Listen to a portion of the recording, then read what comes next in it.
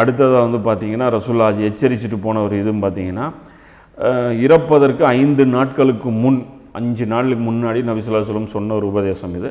அறிந்து கொள்ளுங்கள், உங்களுக்கு முன்னிருந்த உம்மத்துகள் தங்களுடைய நபிமார்கள் மற்றும் நல்லோர்களின் அடக்க ஸ்தலங்களை வணக்க ஸ்தலங்களாக ஆக்கி கொண்டார்கள். எச்சரிக்கை, நீங்கள் அடக்க ஸ்தலங்களை வழிபாட்டு தலங்களாக ஆக்கி கொள்ளாதீர்கள், அவ்வாறு செய்ய வேண்டாம் என்று நான் எச்சரிக்கிறேன்கிறேன்.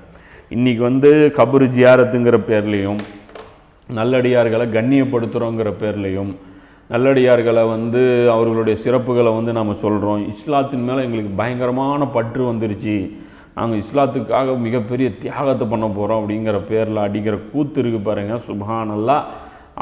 அவங்க வந்து அந்த நல்லடியாருக்கு மட்டும் ஜனாசா எடுக்கலை, இஸ்லாத்துக்கு சேர்த்து ஜனாசா எடுத்துட்டாங்க. ரெண்டையுமே சேர்த்து போதைச்சிட்டாங்கன்னு வச்சுக்கோங்க. அதுக்குள்ளே கபருக்குள்ளே நல்லடியாரும் இருக்குது, இஸ்லாமும் இருக்குது. இஸ்லாத்தையும் சேர்த்து போச்சுக்கிட்டு இவங்க வேற ஒரு மதத்தை டிசைன் பண்ணிவிட்டு இவங்க வேறு மாதிரி போயிட்டுருப்பாங்க. அவங்க பார்த்தீங்கன்னா முற்றிலும் துனியாவை சார்ந்தே மட்டுமே தான் அவர்களுடைய சிந்தனை இருக்கும். இந்த கபருக்கு, இந்த தர்கா கட்டக்கூடிய தர்காவில் இருக்கக்கூடியவங்ககிட்ட போனீங்கன்னா உலக பற்றுங்கிறத விட உலக வெறி இருக்கும். அந்த வகன் உச்ச கட்டத்தில் இருக்கும். பார்த்தீங்கன்னா, ஆமாங்க எனக்கு அல்லாட்ட போனேன், கேட்டேன், குழந்தை கிடைக்கல, இங்கே கிடைக்குது. எனக்கு போனேங்க, அங்கே நோய் நிவாரணம் கிடைக்கல, எனக்கு இங்கே கிடைக்குது. என் தொழில் நஷ்டமாச்சு, இங்கே போனேன் கிடைக்கல, எனக்கு இங்கே கிடைக்குது. எல்லாமே சொல்லுவோம். இத்தனையும் சொல்லிட்டு நாங்கள் கபூர் ஜியாரத்துக்காக மட்டுமே தான் நாங்கள் பண்ணுறோம். இது பார்த்தீங்கன்னா அந்த கபூர் ஜியாரத்தை வக்காலத்தை வச்சு அந்த ஏற்கக்கூடிய அந்த ஆலிம்கள் பார்ப்பாங்க. அவங்களுக்கு தெரியாதா இங்கே நடக்கிறது வெறும் கபூர் ஜியாரத்து கிடையாது, இது வேறு ஜியாரத்து நடந்துட்டு இருக்குதுன்னு அவங்களுக்கு தெரியாதா? தெரியும். ஏன்னா இவங்க நாசமாக போன அந்த வயிறை ரொப்பணுங்கிறதுக்காக, அந்த பணம் வாங்கணுங்கிறதுக்காக, அந்த பிச்சை காசு அந்த வாங்கணுங்கிறதுக்காக, இந்த கோயிலில் எப்படி அர்ச்சகர் நின்றுருக்கானோ அந்த மாதிரி அநியாயத்துக்கு அங்கே நின்றுட்டு 100 ரூபா கொடு 50 ரூபா கொடுன்ட்டு நின்றுட்டு அந்த ஃபாத்தியா ஓதுறான். யார் பேருக்கு அர்ச்சனைங்கிற மாதிரி யார் பேரில் ஃபாத்தியான்னு உட்காந்துட்டு அங்கே வந்து உட்காந்துட்டு பிஸ்னஸுங்க, 100% பிஸ்னஸ். அது வந்து நபி ஸல்லல்லாஹு அலைஹி வஸல்லம் சொன்ன கபர் ஜியாரத்துக்கு போங்க, யார் வேணான்னா தர்காவுக்கு போங்க. நீங்கள் வந்து அந்த அவுலியாவுக்கு நன்மை சேர்த்துவதற்காக ஈசால சவாபுக்காக போகிறீங்க, இல்லை அந்த அவுலியாவிட்ட பிச்சை எடுக்க போகிறீங்களா? அங்கே வந்து நேர்ச்சி செலுத்தலை, அங்கே போய் நீங்கள் ஒவ்வொரு விஷயத்துக்கும் நம்ம பண்ணலை. ஆனால் பேசுகிறது என்ன பேசுகிறீங்க? ஹதீஸ்களை கொண்டு வந்து காட்டுறீங்க.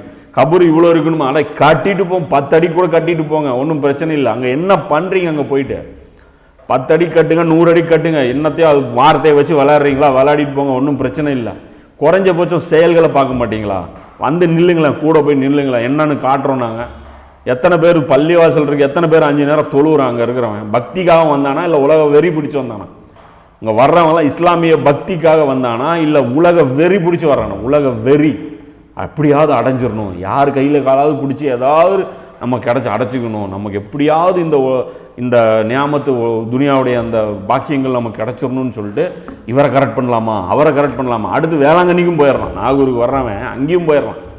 இந்த மாதாக்கிட்ட சொன்னால் கூட வேலைக்கு ஆக மாட்டிருக்குது அப்படின்னு தறிகட்டு அலைவசங்க. எல்லாத்துக்கும் காரணம் யார்? இந்த உலமாக்கள், இந்த வழிகெடுக்கிற இந்த உலமாக்கள், நாசமாக போன இந்த உலமாக்கள் பண்ணுற வேலை பண்ணிவிட்டு தர்காவை கொண்டு போய் வச்சு இருக்கிற இஸ்லாமும் சொல்லித்தரதில்ல, இருக்கிற இந்த சடங்குகளும் வந்து தவறாக சொல்லி கொடுத்து அதுலேயும் நாசமாக போய் கூட்டு போய் என்ன சொல்கிறது 73 கேட்டு வழியாக கூட்டு போயிட்டாங்க எங்கெங்கேயோ.